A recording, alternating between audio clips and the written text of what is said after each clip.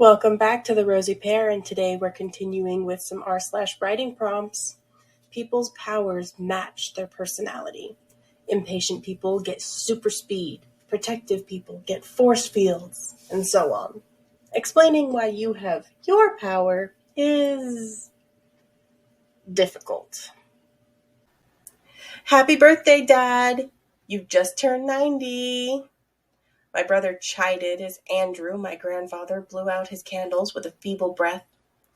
It is a family dinner to celebrate my grandfather turning 90 this year, and we've had all three of my aunts and uncles come over to stay. Our house had never been this packed before. "What did you wish for?" Dad said. "For a happy family, like always," Grandpa said. All the while, my family cheered and cut the rhubarb pie. My face grew grim by the moment. I knew this isn't going to end well, and I threw my best excuses to no avail to avoid anything social. But last week's incident taught me all that I needed to know about my powers. "Why so glum, Chelsea?" Mom asked me. "I'm sorry, Mom. I really do, but I really don't have time for this birthday celebration. School just started, and my biology teacher is a slave driver," I lied through my gritted teeth. Pushing a dark curl of hair behind my ear, I squirmed uncomfortably in my chair.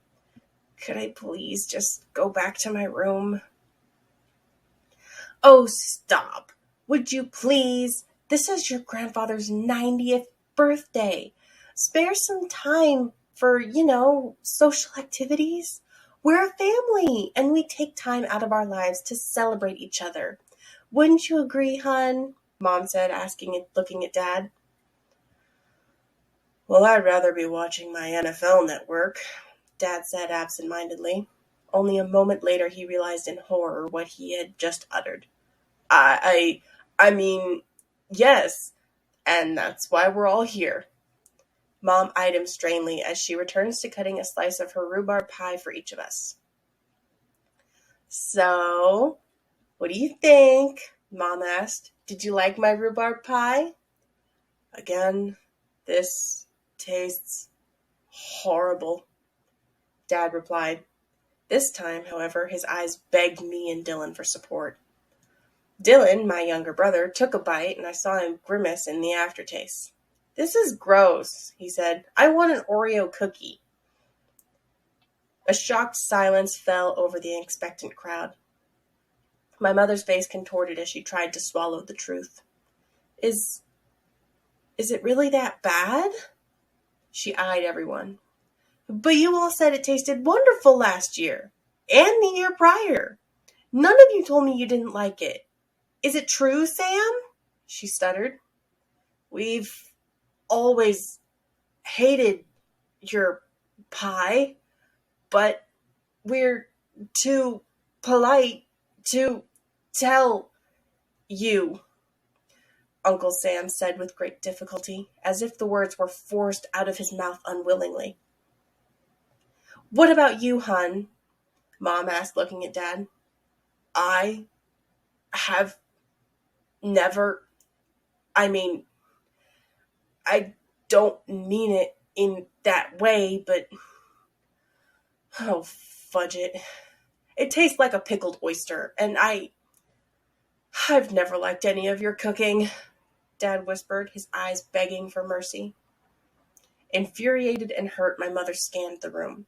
"So none of you, none, actually liked my cooking." Everyone fell into a guilty silence, avoiding eye contact with the ferocious cougar in the room. "It seems like, for some reason, we cannot lie," Uncle Sam replied. "I never liked how you two got together in the first place," Grandma blurted. "I think you deserved better. Heck, I bet my heirloom that ring of yours is from the dollar store. I knew it looked too plain to be from a jeweler." Mom looked at Dad again, two chilling beams of accusation boring through his skin. "Is that true too?" she asked.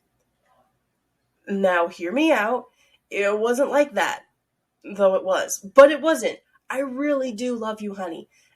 At the time, I was too buried in debt to buy you a proper ring, and that copper one had 1/5 the price compared to the... Mom cut him off. Okay, say no more. The dining hall fell into an uncomfortable silence. Each family member eyed each other suspiciously while I fidgeted nervously with my thumbs. I didn't want this to happen. I caught Ben, my boyfriend, making out with another girl in the campus stalls during break. And at that moment, I wished vehemently that no one would ever dare lie in front of me again. Oh, how I regret such decisions. But ever since then, I could not attend any social gatherings where fights didn't break out. Wherever I go, everyone became brutally honest to the point where people literally spoke what's on their mind when prompted. A simple, "How are you doing?" would become a drawn-out epilogue detailing exactly the person's mental state. I tried my best to seclude myself from the masses and texted everyone to communicate my needs, but I still could not avoid direct confrontations like these today. How about we avoid asking direct questions? I suggested, breaking the silence. For example, "Do you like the pie?" becomes, "What is your preferred pie?" "I prefer an Oreo pie," Dylan chimed in, trying to break the stalemate, but the adults remained frozen. I kicked Dylan underneath the table to keep him quiet. Desperately, I pleaded with Grandpa using my eyes. The moment we made eye contact, I felt he understood. Grandpa chuckled and added, "Why the hell not? I've always liked your chicken pot pies anyway."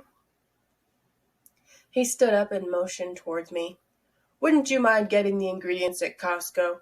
I'm sure they're still open at this hour. Phone me when you're headed home." A voice came into my head as he spoke. "Don't worry. It runs in the family."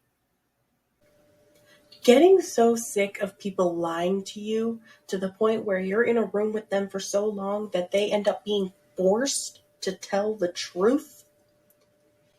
That's just gotta be harsh. And there's gotta be like, is there a line? Like, when people tell little white lies, like, "No, that dress doesn't make you look fat," it's not because they're lying to you. They're trying to make you feel confident and good about yourself. But this power will keep you from hearing things that'll make you happy.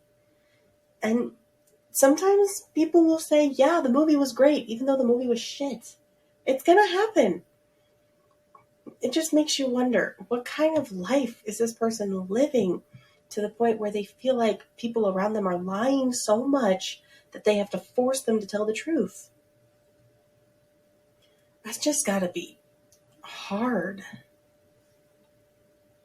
Anyway, guys, thank you so much for listening as far as you have. Don't forget to like the video if you did. Comment down below any suggestions or ideas you have, or any power that you think you would have if you had if you had a personality like this. And don't forget to subscribe, because I'm trying to get to 100 subscribers by the end of the year, and I can only do that if you guys help me out. Thank you so much for listening as far as you have, and I'll see y'all next time. Bye!